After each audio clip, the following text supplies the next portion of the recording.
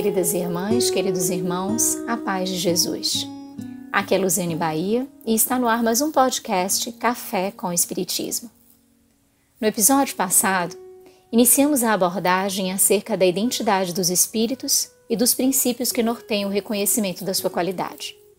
Assim, em sequência, dentre aqueles 26 itens, temos o item 4, que afirma que os espíritos superiores usam sempre de uma linguagem digna, nobre, elevada, sem eiva de trivialidade.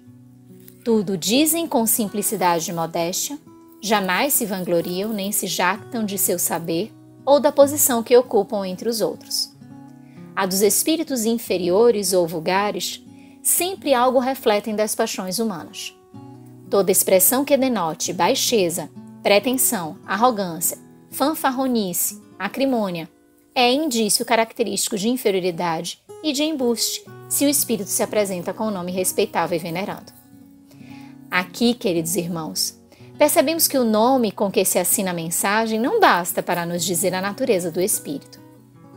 Há aqueles inferiores que, almejando o embuste e a desordem, se investem de diversos instrumentos, dentre eles nomes conhecidos e ovacionados pelos integrantes deste mundo material, sejam estes nomes de encarnados e desencarnados. Quantas vezes ouvimos relatos com admiração e destaque em torno de uma mensagem que trazia em si uma assinatura de alguém de muito relevo na história da humanidade, mas que não comportava a seriedade e a instrução de um conteúdo oriundo de um espírito superior. A sinalização de Allan Kardec faz tão atual e pertinente para que, diante de qualquer que seja a mensagem, o nosso olhar deve ser sempre perscrutador do conteúdo. Neste mesmo sentido, é o item que sucede a este que destacamos. Vejamos. Não se deve julgar da qualidade do espírito pela forma material, nem pela correção do estilo. É preciso sondar-lhe o íntimo, analisar-lhe as palavras, pesá-las friamente, maduramente e sem prevenção. Qualquer ofensa à lógica, à razão e à ponderação não pode deixar dúvida sobre a sua procedência, seja qual for o nome com que se ostente o espírito. Esta proposta de análise é desafiadora para a sociedade moderna. Ainda se julga muito pelas aparências. Ainda se distinguem as pessoas pelo estilo e pelos adornos suntuosos e externos que revestem a matéria. Pelas alegorias que enfeitam a indumentária carnal, sem que se atente para o que possui maior importância e que é a real identidade do ser, o seu mundo interior. O convite do Espiritismo é que sondemos o interior, que significa tentarmos decifrar as intenções. Não há como um espírito, sob o argumento de alertar a humanidade, permitir-se apresentar argumentos e propostas que firam minimamente as leis de Deus. Se são superiores, os seus pensamentos, palavras e atos refletem a bondade de Deus e a sua vontade, que já aprenderam a respeitar e a seguir. Não há como propor em qualquer atitude que desvirtue do que é certo, sob a justificativa de apresentarem o bem. Mais uma vez, a advertência pela observação da coerência. E exatamente isso é reforçado no sexto princípio que assim se constitui. A linguagem dos espíritos elevados é sempre idêntica, se não quanto à forma, pelo menos quanto ao fundo. Os pensamentos são os mesmos em qualquer tempo e todo lugar. Podem ser mais ou menos desenvolvidos conforme as circunstâncias, as necessidades e as faculdades que encontrem para se comunicar. Porém, jamais serão contraditórios.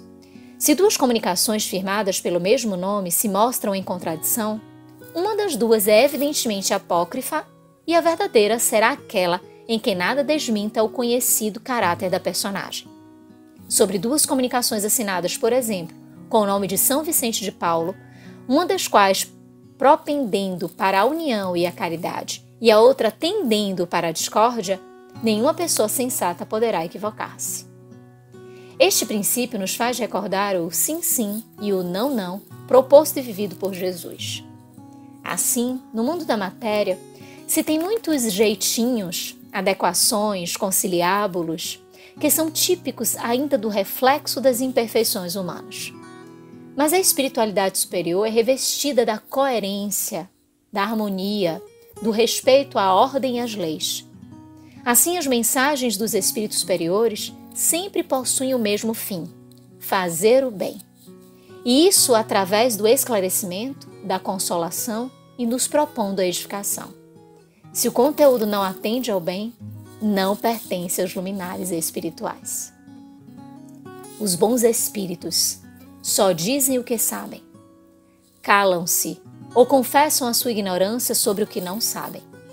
Os maus falam de tudo com desassombro, sem se preocuparem com a verdade. Toda heresia científica notória, todo princípio que choque o bom senso, aponta a fraude, desde que o espírito se dê por ser um espírito esclarecido. Este é o 7º princípio dentre os 26, que consta do capítulo 24, segunda parte, de O Livro dos Médiuns. Nele, encontramos a descrição exata do compromisso dos espíritos superiores com a verdade. Não mentem jamais, e se calam diante do que não sabem. Se não mentem, não provocam intrigas, discórdias, separatividades.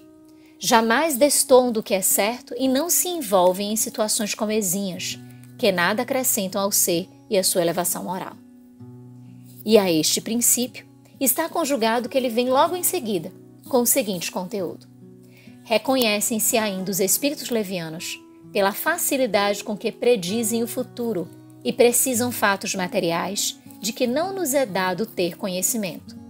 Os bons espíritos fazem que as coisas futuras sejam pressentidas, quando esse pressentimento convenha.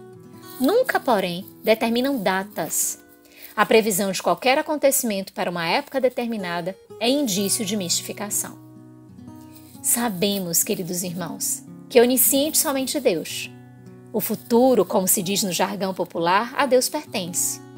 Pois bem, os espíritos desencarnados, como bem constatou o nosso codificador e anotou em o livro Obras Póstumas, podem ser bons ou maus, esclarecidos ou ignorantes, pois sendo os homens que viveram na terra desvestidos do corpo físico, guardam em si as mesmas qualidades ou desditas. Logo, não possuem a certeza absoluta do futuro, pois este só Deus o sabe. Os espíritos, à medida que evoluem, vão adquirindo sim a percepção do futuro, pois este se desenha a partir das ações que realizamos. Sendo ele os efeitos dos nossos atos, à medida que escolhemos e decidimos, as possibilidades futuras se constroem. Mesmo tendo conhecimento destes futuros construídos, os espíritos esclarecidos sabem que a vida não é uma simples operação matemática, que sempre há a bênção da misericórdia e a presença do amor de Deus. Além disso, por respeito às leis, a Deus e a nós mesmos, nada revelam que não possuem autorização para tanto. Os espíritos inferiores, de outro lado, não possuem compromisso com a verdade.